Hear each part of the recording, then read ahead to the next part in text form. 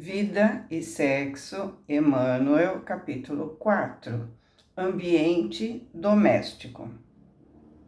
Frequentemente, o espírito renasce no mesmo meio em que já viveu, estabelecendo de novo relações com as mesmas pessoas, a fim de reparar o mal que lhes haja feito. Se reconhecesse nelas a quem odiou, talvez o ódio se despertaria outra vez no seu íntimo. De todo modo, ele se sentiria humilhado em presença daquelas a quem houve ofendido. Emmanuel, nesse capítulo, está falando do item 11 do capítulo 5 do Evangelho segundo o Espiritismo. Então, frequentemente nós estamos com as mesmas pessoas com as quais temos que nos acertar. Espíritos aos quais ofendemos ou fomos ofendidos, machucados ou que nós machucamos. Por isso, a dificuldade de convivência com determinadas pessoas. Por isso, a bênção de não lembrar. André Luiz nos conta, né, que sua mãe, que não precisava mais reencarnar, estava em outro plano, né, mas ela estava se preparando para reencarnar novamente como esposa do pai do André, né, na última encarnação, para ajudá-lo, sendo mãe das duas pessoas a quem ele machucou, a quem ele brincou com os sentimentos. Imaginemos a dificuldade da convivência nessa família ser formada, porque não tem a lembrança, mas o sentimento fica, né? Sempre tem aquela pergunta: por que eu não gosto do meu pai? Por que eu não gosto do meu irmão? Por que eu não gosto do meu tio, do meu avô, do meu neto? Eu não pedi para nascer. E o que a gente sempre ouve, né? Meus amigos são mais minha família do que a minha família. Mas, vamos lá, vamos ver o que o Emmanuel comenta para nós. Na comunhão de dois seres, para a organização da família, prevalece o compromisso de assistência, não só de um para com o outro, mas também para com os filhos que procedem do laço afetivo. Então, filhos biológicos ou adotivos. Em qualquer caso, houve um acordo entre eles. Lembra do livro E a Vida Continua, que faz pouquinho tempo que a gente estudou? Em que um casal muito pobre, doente, recebeu um ser que seria adotado por um casal para um acerto de contas. Na adoção, não existe acaso.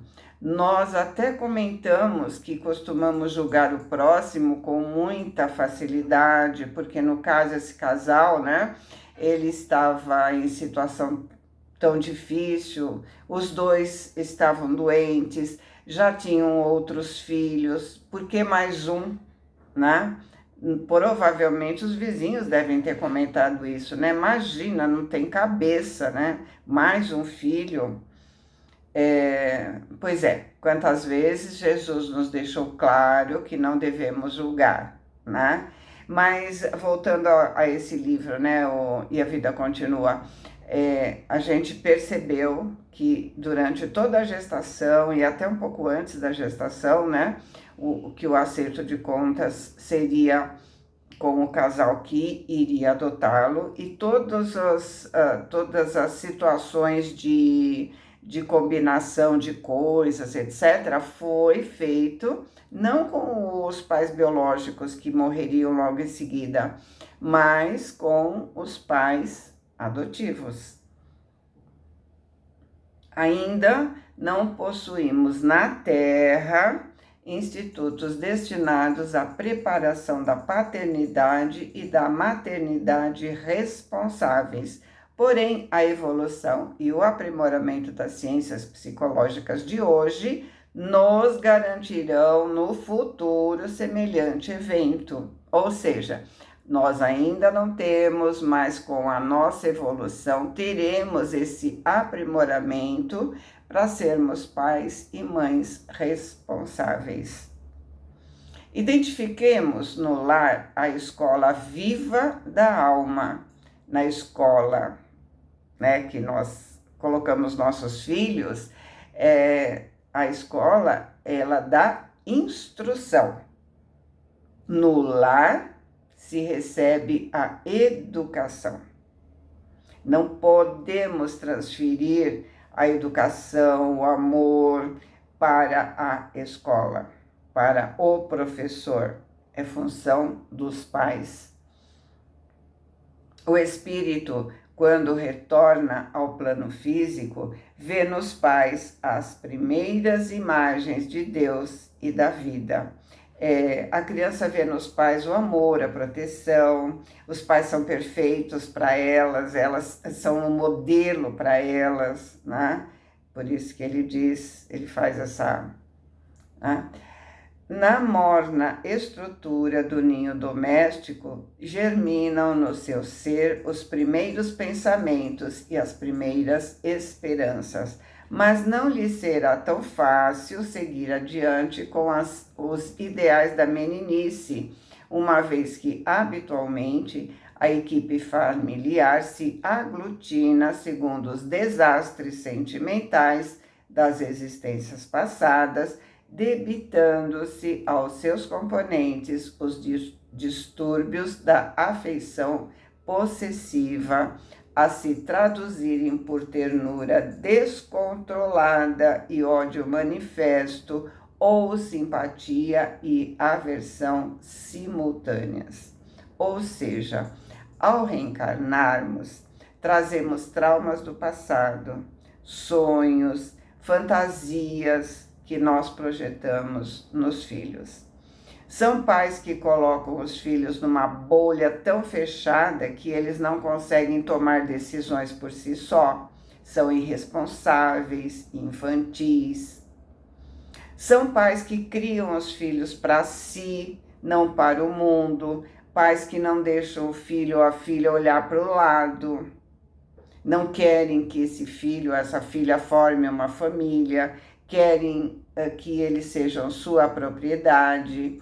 Essa ternura descontrolada que Emmanuel fala é que os pais são apaixonados pelos filhos e acabam criando filhos narcisistas. E o ódio manifesto é quando os pais nunca estão satisfeitos com o que os filhos fazem. Você é burro, você não tem capacidade para nada, não sabe fazer nada. E aí ele cria os filhos tímidos, medrosos, com sentimento de inferioridade.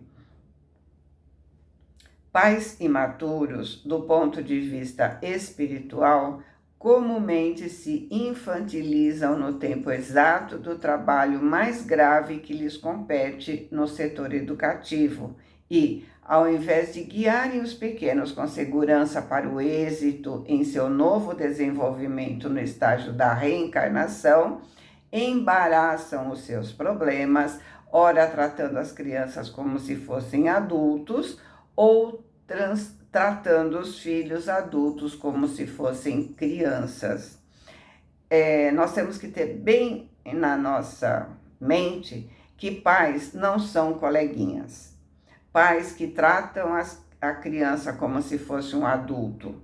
Pais que tratam o adulto como se fosse um bebê. Ao invés de ajudar o filho em sua evolução, criam problemas que dificultam esse ser de enfrentar suas provas. Os pais precisam dar o não para que o mundo não machuque com os nãos. A vida não dá os nãos com o mesmo amor que a família dá. Os pais precisam educar, precisam ser modelo a ser seguido. Precisamos ter a consciência tranquila de termos feito o nosso melhor.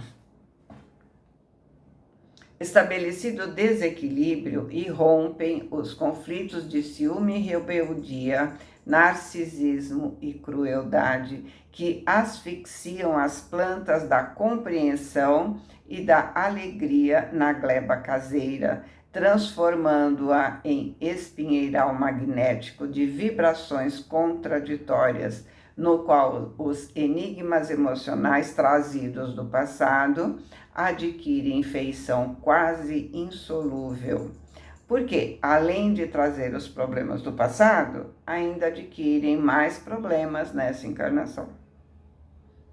Decorre daí a importância dos conhecimentos referentes à reencarnação nas bases da família, com pleno exercício da lei do amor nos recessos do lar, para que o lar não se converta de bendita escola que é em pouso neurótico, albergando moléstias mentais dificilmente reversíveis. Traumas que não tem como resolver nessa encarnação, vai precisar de outra. E assim, Emmanuel termina o capítulo. Fiquem com Deus, boa semana, amo vocês.